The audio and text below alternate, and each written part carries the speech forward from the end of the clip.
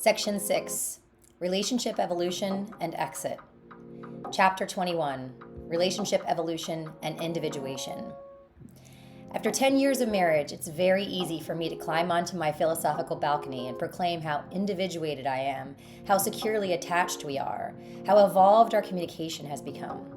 From that same balcony, I sometimes catch myself peering down at couples who are still wrestling with early stage struggles, the sticky places of insecurity, jealousy, or miscommunication, and the smug little voice in my head whispers, "Oh, sweetheart, you'll get there."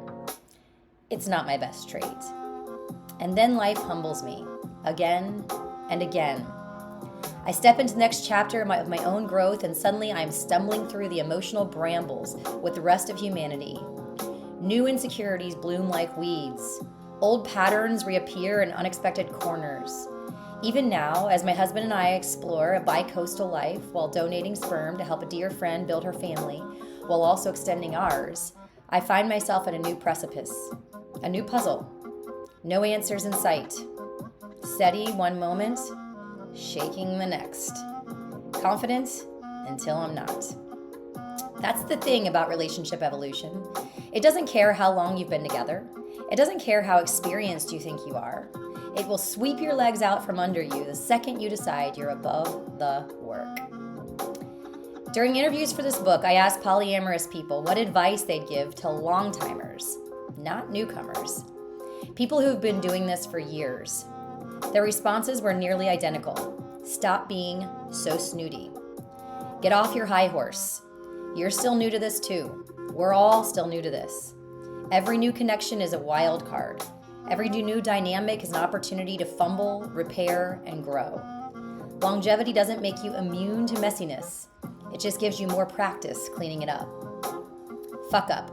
Enmeshed potatoes. During the holidays, Dahlia decided to host a multi-day polycule gathering, a cozy event where everyone would cook, cuddle, rotate conversation circles, drink too much mulled wine, and showcase their varying levels of emotional intelligence. Dahlia had strained history with a former metamor, Lily, and chose not to invite her. This seemed reasonable to Dahlia. It didn't seem reasonable to Amber, though, who views herself as the emotional Mother Teresa of the polycule and cannot bear the idea of someone being excluded, even when it's someone she doesn't particularly like. Meanwhile, several other guests had their own simmering tensions. There was David, one half of a highly enmeshed couple. His wife, Lydia, wasn't attending, but that didn't stop him from speaking on her behalf. Well, Lydia wouldn't want Sandy to be here, he said, which was news to everyone, including Lydia. Amber jumped in to defend Sandy and Lily. That spiraled into defending other people who felt affronted by David's presumed authority or Dahlia's exclusion. That spiraled into Dahlia wondering why the hell she ever thought that hosting this would be a good idea. Everything and everyone got blurry. Too many people speaking for too many other people. Too few people speaking for themselves. Enmeshment creeps quietly into polycules. It masquerades as caring, loyalty, advocacy, protection, but often it's just emotional overreach. People trying to manage feelings that aren't theirs to manage, stepping into roles that don't belong to them, and it's usually a sign that individuals in the polycule are at very different points in their relational evolution. That's why this chapter is all about. Not the stages of relationships move through in general, but the way we regress, grow, and sometimes act like we're 12 when we thought we were elders. The core skill, differentiation. Bowen family systems theory uses the term differentiation to describe a person's ability to stay connected while still being distinct self. To have feelings without becoming those feelings. To be in a relationship without dissolving into it. To speak for yourself, not for the couple. To tolerate discomfort without outsourcing it. Polyamory punishes low differentiation fast. Not because it's cruel, but because it introduces complexity. More people, more needs, more schedules, more mirrors. It exposes where we rely on fusion, enmeshment, avoidance, or performance to feel safe. Individuation is not cold, it's stable. It gives us the ability to say, "I'm activated," without making it our partner's emergency. It's the ability to love deeply without clutching. Stages of relationship evolution. Relationship evolution doesn't move in a straight line. It spirals, it loops, it backtracks, it accelerates, it sleeps and wakes. These stages show up in monogamy too, but polyamory puts them under a magnifying glass. A developmental lens. Why relationships evolve the way they do. Before we walk through the stages of relationship evolution, it helps to name an important framework that underpins this chapter. Drawing from polywise and developmental psychology, relationships tend to evolve in ways that closely mirror human development itself. This isn't metaphorical fluff. It's a practical lens for understanding why certain dynamics feel familiar, why regressions happen, and why growth often feels uncomfortable before it feels stable. Just as humans don't skip from infancy to adulthood, relationships don't either. They move through developmental stages, each with its own needs, vulnerabilities, and learning edges. Below is a simplified mapping that shows how stages of human development often parallel stages of relationship evolution. Human development and relationship evolution, a parallel map. As we enter new relationships, we may find ourselves exhibiting behaviors of not only an earlier stage of relational development, because it's new, but we may also see hints of our own earlier human developmental stages as well. Human development stages. Infancy, early childhood, middle childhood, adolescence, young adulthood, adulthood, and later adulthood. Corresponding relationship stages. Initial attraction, exploration, adjustment, deepening connection, commitment, maturity, legacy, and reflection. I'll go through each. The first, infancy, 0 to 2 years of age, where attachment begins. Safety, attunement, and responsiveness teach us whether our needs matter and whether comfort reliably follows distress. Similarly, initial attraction, the first 0 to 90 days of a relationship. The spark echoes early attachment, warmth, recognition, safety, and projection. Next, early childhood, 2 to 7 years of age. A period of growing independence supported by dependable care. Identity forms alongside connections. Exploration, 90 days to 1 year in a relationship. Curiosity, discover, pacing, and early boundary negotiation. Independence and connection learn to coexist. Middle childhood, 7 to 12 years of age. Social learning takes center stage. Cooperation, conflict navigation, trust building, and boundary testing emerge. Relationship adjustment stage, 6 months to 2 years in the relationship. Infatuation fades and power struggles are introduced. Differentiation reintroduces individual identities. Adolescence, 12 to 18 years of age. Identity stretches outward. Desire intensifies. Limits are tested. Emotional volatility and experimentation are common. Deepening connection, 1 to 5 years in a relationship. Emotional trust grows. Conflict emerges. Partners learn each other's rhythms, wounds, and repair styles. Young adulthood, 18 to 30 years of age. Deeper romantic bonds form. People explore long-term compatibility, independence, and shared direction. Commitment, 2 to 10 years in a relationship. Intention becomes shared. Agreements solidify. Logistics and emotional direction are clarified. Adulthood, 30 to 65 years of age. Relationships become ecosystems. Stability, resilience, and shared responsibility develop. Maturity, 5 years and beyond in a relationship.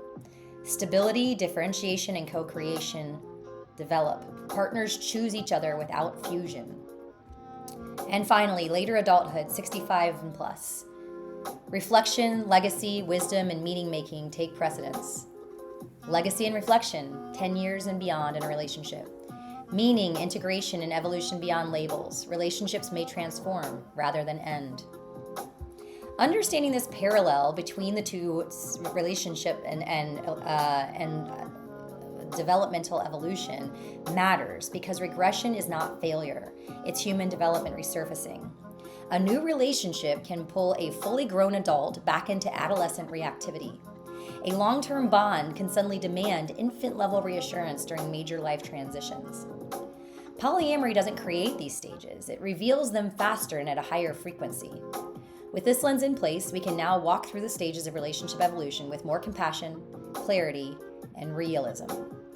Stage 1, initial attraction, the spark and safety. This is relational infancy.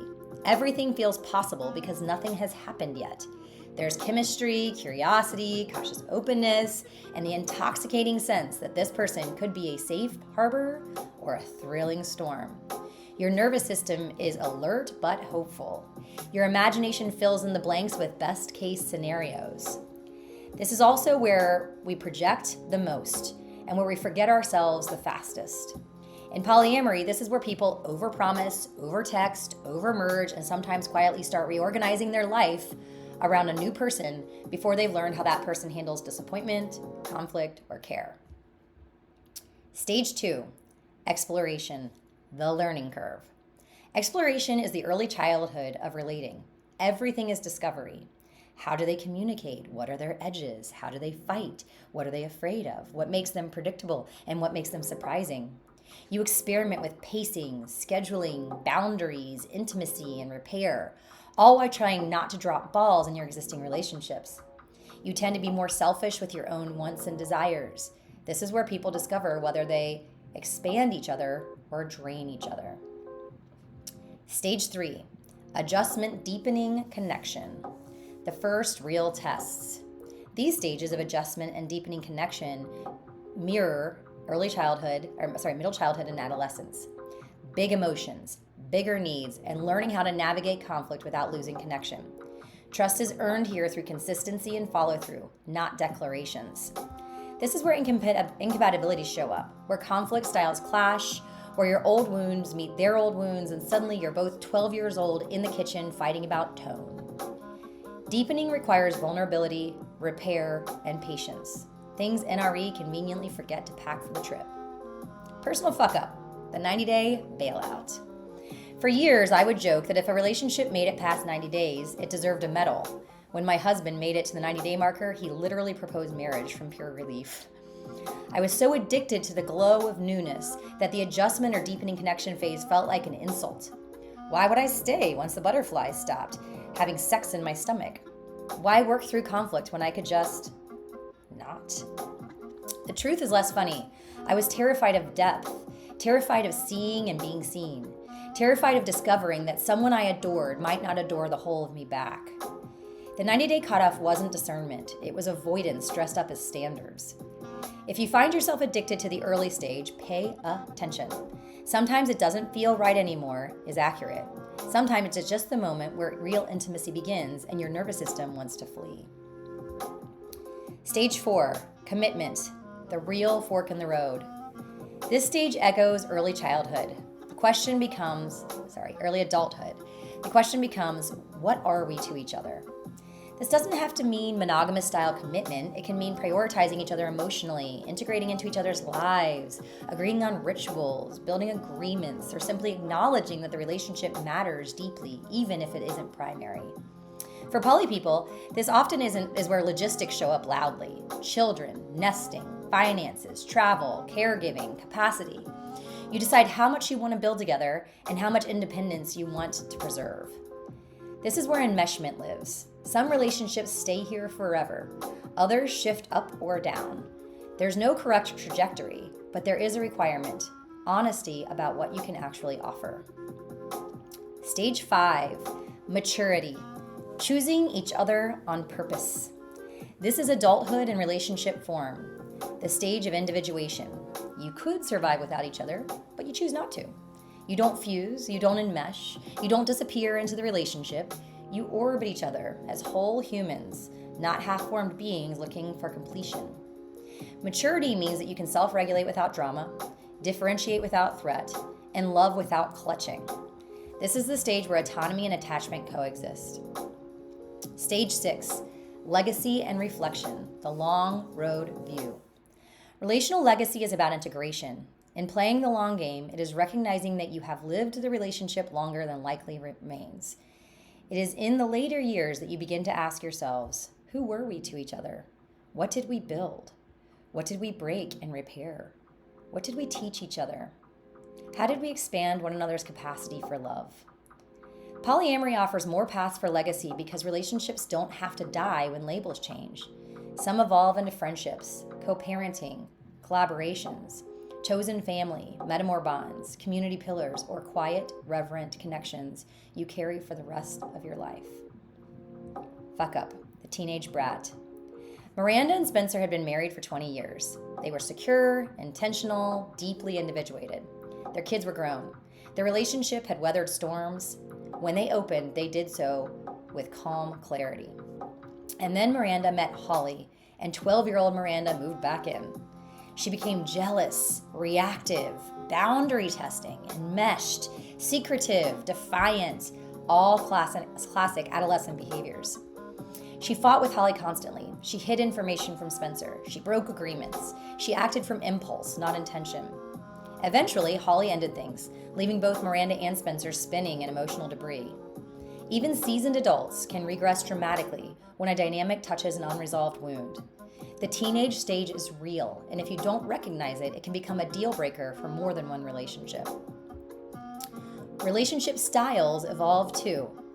Relationships don't only evolve in emotional depth. They also evolve in structure and transparency.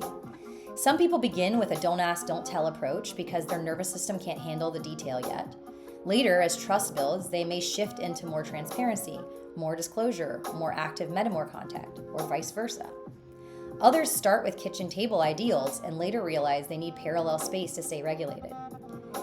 None of these shifts are failures, they're adaptations. The danger is when structure changes silently, when one person evolves and the other person is still living the old agreement, when one person treats their growth as permission to move fast while the other person is still trying to keep their footing. If your relationship style is evolving, name it. Bring it into the open early. Check in. Treat it like any other high-stakes renegotiation. Slow, clear, and honest. Individuation is the goal, not perfection. Ultimately, the heart of relationship evolution in polyamory is individuation, the ability to remain rooted in yourself while staying connected to others. Individuation prevents jealousy from metastasizing. It prevents enmeshment from choking intimacy. It prevents polycules from devolving into whisper networks and emotional chaos. Individuation sounds like, I am me, you are you, and I choose you, not because I need you to complete me, but because I value who you are and who we are together. Even when we reach this stage, we can regress. Evolution is not linear. It's cyclical, messy, and full of surprise quizzes. And that's part of the beauty of polyamory. The constant invitation to meet yourself again and again in new relational mirrors, to expand, to fail, to repair, to grow, and to choose with intention, awareness, and sovereignty, the relationships that nourish your becoming, relationships that breathe, relationships that evolve, relationships that last not because they avoid change, but because they move with it.